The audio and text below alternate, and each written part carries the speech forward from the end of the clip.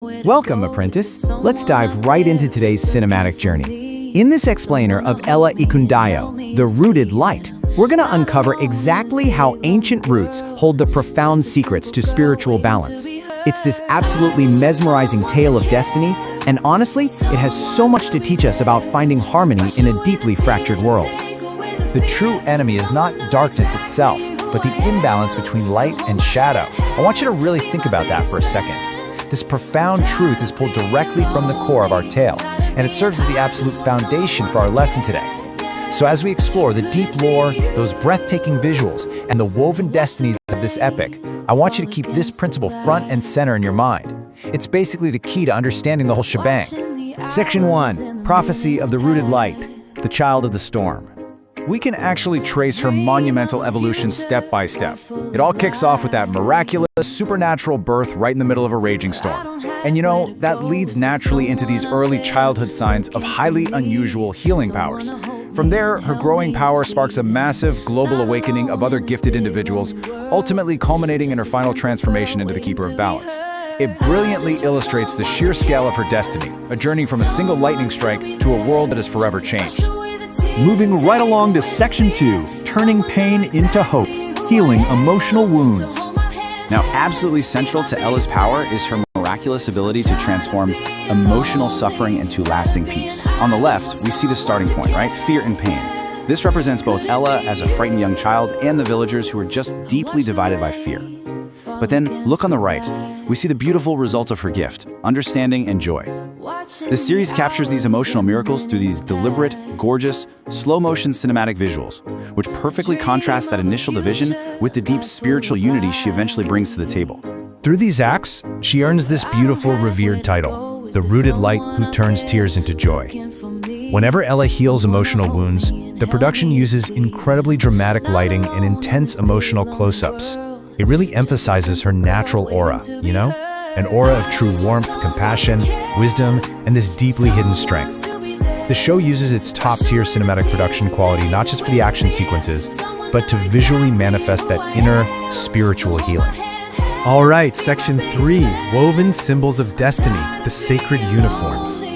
So check this out. Every single female character throughout the series wears clothing with the name Ella embedded right into the fabric, the embroidery, or the jewelry. And on the flip side, all male characters wear the name Ekundayo naturally integrated into their armor, robes, and streetwear. These aren't just random fashion choices, folks. They are stylish, cinematic, and so deeply symbolic.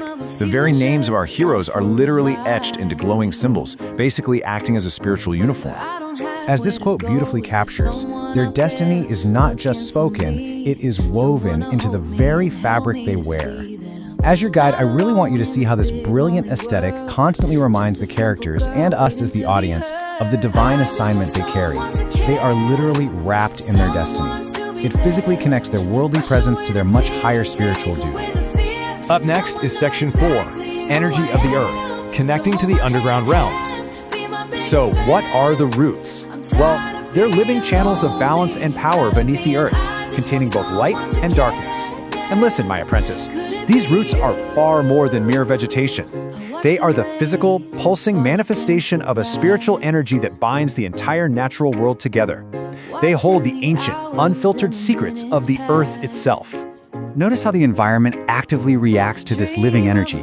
Down in the sacred underground, the visual symbolism is completely dominated by glowing soil and ancient roots. But when we go up into the rivers and forests, it shifts to this dramatic golden light and sweeping wind. And then when we venture into the ancient ruins, the atmosphere is totally defined by deep shadows and glowing dust particles. These ultra-realistic visuals just seamlessly blend nature and magic. The cinematic lighting reveals the earth practically breathing, literally reacting directly to Ella's deep spiritual connection. Which brings us to Section 5, the Keeper of Balance, the final revelation.